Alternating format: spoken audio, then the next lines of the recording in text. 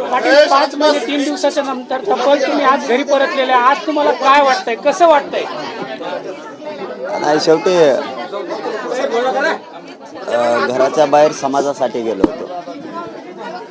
म्हणजे काय याला दुसरं काही कारण नाही आहे. समाज प्रगतीकडे गेला पाहिजे, समाजाला आरक्षण मिळालं पाहिजे, यासाठी आपण आपलं घर सोडलं होतं. हे राज्यात आणि देशात क्वचितच असं घडतं ते स्वतःचा परिवार सोडून माणसं जनतेसाठी उठतात. हे असं शक्यतो होतच नाही. परंतु आपण असा निर्धार केला होता की या समाजाला मिळून द्यायचं आरक्षण, त्याशिवाय नाही घरी यायचं. आणि आपण तो पण पूर्ण केलेला आहे. आपण तो अर्धवट ठेवलेला नाही.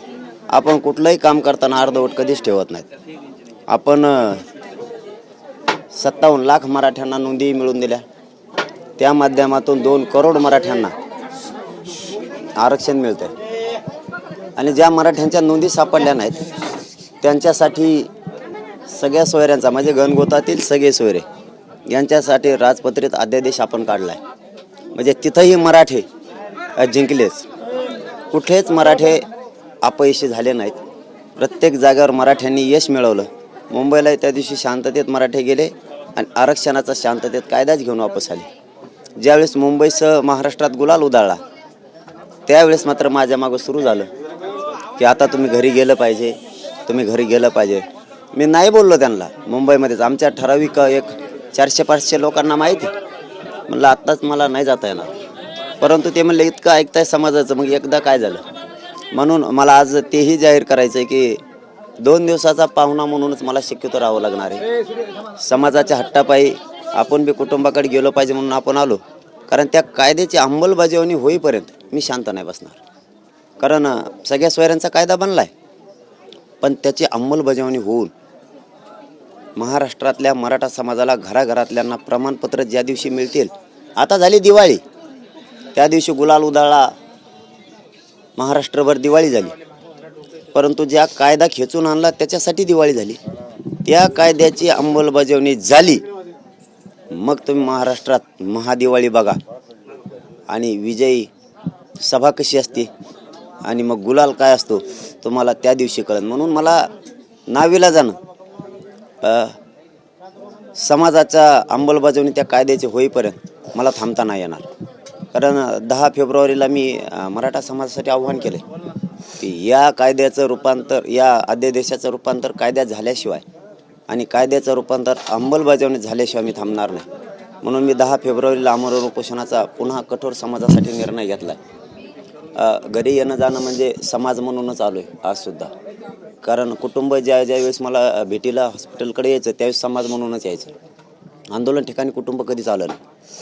कारण मी ज्या दिवशी समाजाला कुटुंब मानलं आहे त्या दिवशी अगोदर समाज आणि नंतर कुटुंब या प्रतिज्ञेवरती मी आजही ठाम आहे. जसं समाजाच्या घरी जातो, समाजाच्या गावात जातो, तसाच आज मी समाजाच्या घरी आलो आहे म्हणून आलो आहे. शेवटी मी परिवार आणि कुटुंबासाठी येईल अंमलबजावणी झाल्याच्या नंतर. आज मात्र मी एक समाजाच्या घरी आलो आहे किंवा समाजाकडेच आलो आहे अशा स्वरूपाचं आम्ही आज आलेलो आहे की समाज आणि समाजाचा शेवटचा माणसाला आरक्षण मिळत नाही तोपर्यंत मी नाही थांबणार.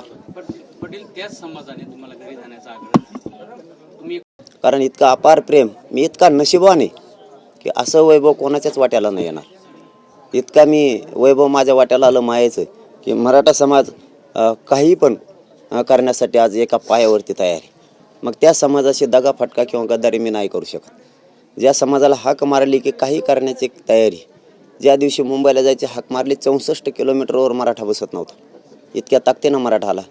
मग मी त्या मराठ्यांना अर्ध्यावर नाही सोडणार. घरी आलो म्हणजे काय, मी काही विशेष नाहीच आहे, माझ्यासाठी नाही आणि समाजासाठी पण नाही.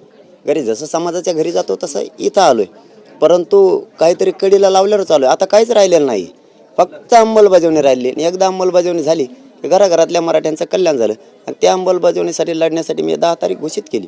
मी उगा आता 1-2 दिवसासाठी पाहुणा म्हणून एक समाजाचं घरी म्हणून थांबणारे आणि पुन्हा मैदानात उतरणारे या समाजासाठी शेवटच्या मराठ्यांना आरक्षण मिळेपर्यंत मी नाही शांत बसू शकत. आमचे पप्पा आमच्या घरी आले, पण ते वडील म्हणून नाही, ते एक पाहुणा म्हणून आल्याचं खूप दुःख होतंय. पण ही वेळ सरकारने आणली, आता सरकारला पण थोपवल्याशिवाय आम्ही राहणार नाही.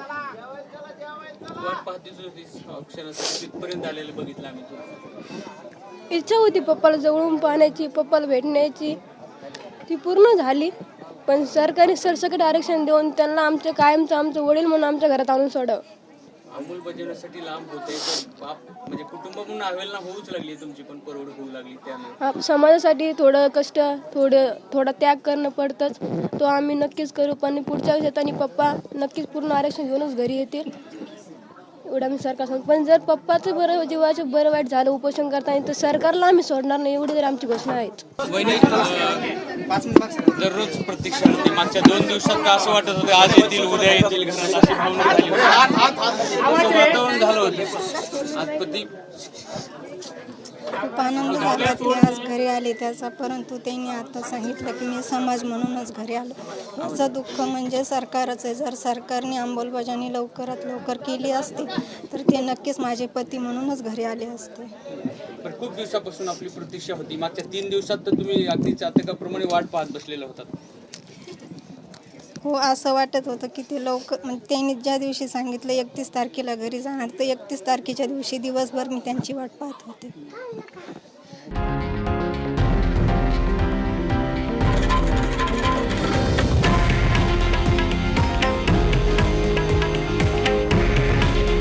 हे आहे देशातील नंबर 1 न्यूज नेटवर्क आणि आपण पाहत आहात TV9 मराठी.